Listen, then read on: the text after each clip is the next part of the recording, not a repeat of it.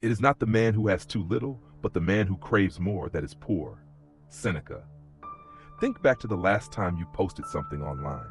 Maybe a photo, a thought, a small achievement. Do you remember what you did? You checked and checked again. How many likes? Who commented? Who saw it? It's so easy to fall into this invisible trap, seeking approval, validation, applause. It's subtle. It feels normal. It feels harmless. But slowly, it turns your peace into a performance. The Stoics warned against this long before social media existed. They understood that the moment your sense of worth depends on someone else's reaction, you give away your freedom. You chain your happiness to forces you can't control. Marcus Aurelius put it simply, ambition means tying your well-being to what other people say or do. Sanity means tying it to your own actions. Every time you check for validation, every time you alter yourself to please the crowd, you train your mind to seek outside approval instead of internal alignment. And that habit? It eats away at your self-respect. It creates a mind that's restless, anxious, and constantly looking outward. The quiet strength the Stoics admired, that inner citadel of peace, cannot be built on such shaky ground.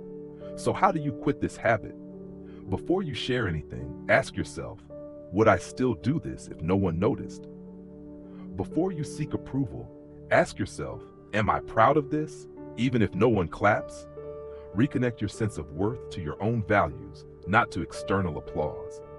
Practice doing meaningful things quietly, without announcing them. Because true peace doesn't come from louder applause. It comes from knowing that you are aligned with yourself, even in silence. Beware the barrenness of a busy life. Socrates. Imagine waking up in the early morning. The world is still quiet. There's a soft, gentle light filtering through your window. No emails, no messages, no demands yet. For a brief moment, everything feels peaceful. But then it starts. A thought, a worry, a notification, a memory of something left undone. One by one, like drops of water filling a glass, small disturbances invade your mind. And before you realize it, the calm you woke up with has evaporated.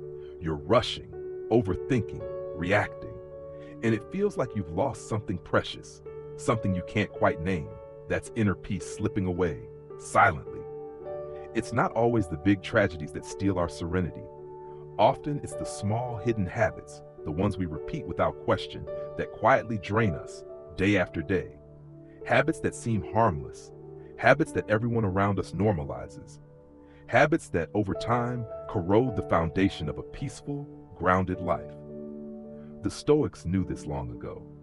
They taught that true strength isn't measured by how much you can force or control the outside world. It's measured by how well you can master your own mind, your reactions, your habits, your inner world. Today, we're going to uncover 7 habits that may be quietly destroying your inner peace without you even realizing it. And more importantly, we're going to talk about how to let them go before they cost you something irreplaceable. Because here's the truth, you don't lose your peace all at once. You lose it one silent compromise at a time, one unchecked habit at a time. But just as you lost it, you can reclaim it, and it starts now. If you seek tranquility, do less, or more accurately, do what's essential. Marcus Aurelius. Picture this. You glance at your calendar and feel a knot tighten in your stomach. Meetings, deadlines, events, errands. Your day looks like a battlefield, packed from sunrise to midnight with no breathing room. And somehow you agree to all of it. Overcommitting is one of the most silent destroyers of inner peace. It doesn't feel dangerous at first. Saying yes feels polite. Agreeing feels responsible. Piling on more feels ambitious. But slowly you realize every yes to something unimportant is a no to something essential. Your health, your rest, your relationships, your ability to just be. The Stoics taught that life is short and precious. Seneca wrote, people are frugal in guarding their personal property, but as soon as it comes to squandering time, they are most wasteful. We worry about losing money, but we give away hours, days, without a second thought. Overcommitting isn't just a time management problem, it's a values problem. When you fill every corner of your life with obligation, there's no space left for reflection, for presence, for joy. You live on autopilot, rushing from task to task, missing the very moments that make life rich. How can you break free from this habit? Start by saying, "Let me get back to you," instead of an immediate yes. Before agreeing to anything, ask, does this align with my deeper values, or am I just afraid of disappointing someone? Build margin into your life. Leave space between commitments. Protect it fiercely. Remember, doing fewer things with presence is infinitely more powerful than doing 100 things poorly. Because peace isn't found in a full schedule, it's found in a full heart, and that requires space to breathe. How much more grievous are the consequences of anger than the causes of it? Marcus Aurelius. Imagine carrying a heavy stone in your backpack. At first, you barely notice it. It feels manageable, even justified. But step by step, day after day, it wears you down. It slows you. Grudges are like that stone. They seem harmless at first, a small, righteous anger tucked away in the heart. But over time, they become a burden we carry everywhere. They poison our thoughts, cloud our joy, and steal our ability to be fully present. The Stoics understood this well. They taught that anger and resentment hurt us far more than they hurt the person we resent. Marcus Aurelius wrote about how many once embittered people now lie forgotten in their graves, their anger meaningless, their grudges buried with them. Ask yourself, where is the anger of last year? Where are the grudges of a decade ago? What did they accomplish? Most often, nothing but exhaustion. Clinging to resentment is like setting yourself on fire and hoping the other person feels the heat. It's irrational, it's self-destructive, and worst of all, it quietly devours your inner calm without you even noticing. So how can you loosen the grip of grudges?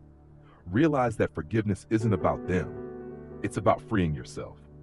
Reflect on the impermanence of all things, people, offenses, even pain itself. Ask yourself, is this anger worth carrying for one more day? Practice letting small offenses go immediately.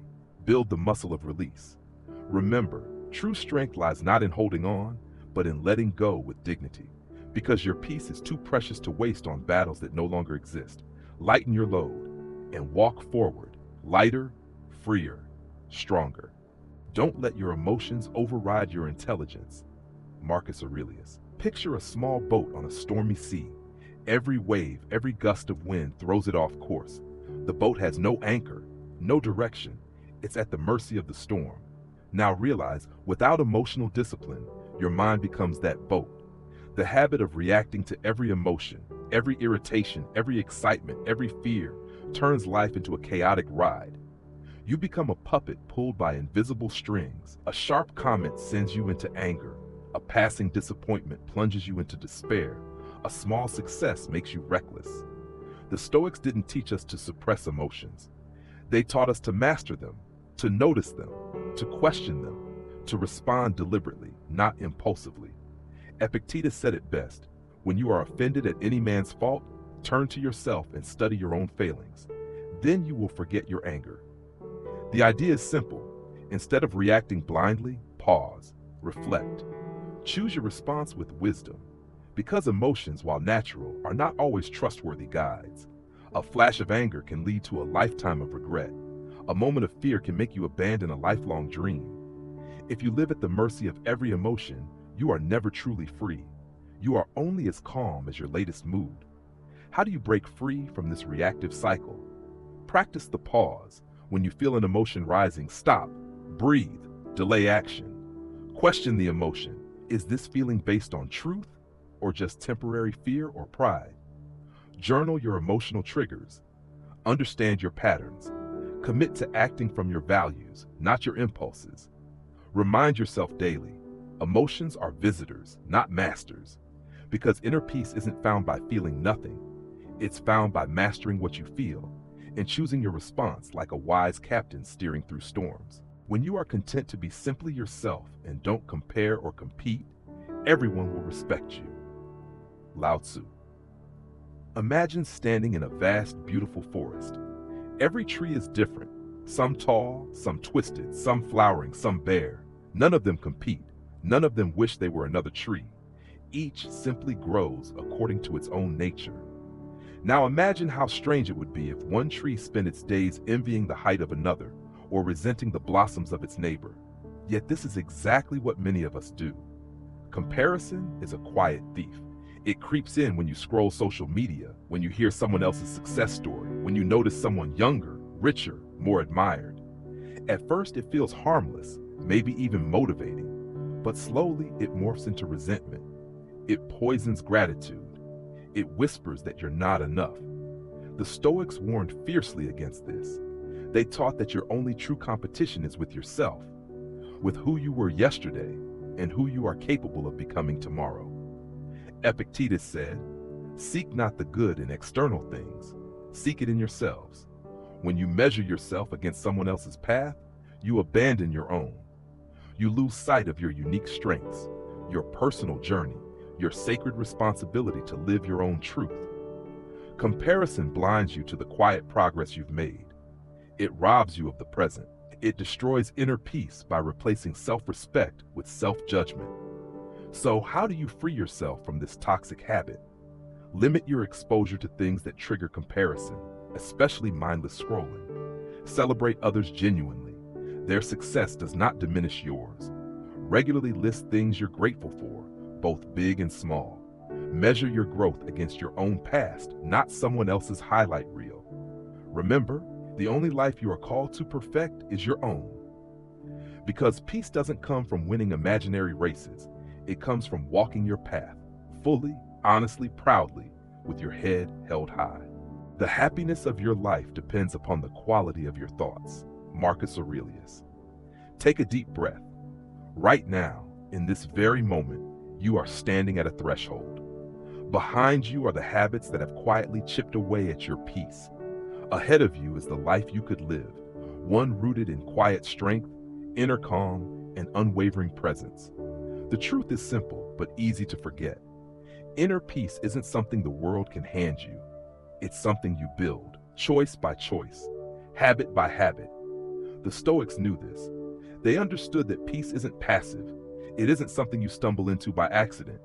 It's something you fight for, quietly, daily, internally. And it's not a loud battle. It's not fought with shouting or posturing. It's fought in the smallest moments. When you choose to stay grounded instead of chasing applause. When you guard your time fiercely instead of scattering it to the winds. When you release grudges instead of carrying them like chains. When you master your emotions instead of letting them master you. When you walk your own path without glancing sideways at others. Every small decision to protect your inner world strengthens the fortress within. Brick by brick, you build a life that no storm can shake. And here's the most beautiful part.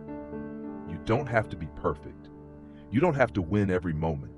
You only have to begin and begin again, as many times as it takes. Because peace isn't a prize you earn once. It's a practice you live every day. So ask yourself, which habit will you let go of today? What small, courageous choice will you make? Not for applause, not for perfection, but for yourself. The world may remain loud, chaotic, and messy. You can be different. You can be steady. You can be free. Because true strength isn't found in controlling the outside world. It's found in mastering the inside one. And your peace, your real untouchable peace, it's waiting for you to reclaim it. One breath, one choice, one step at a time.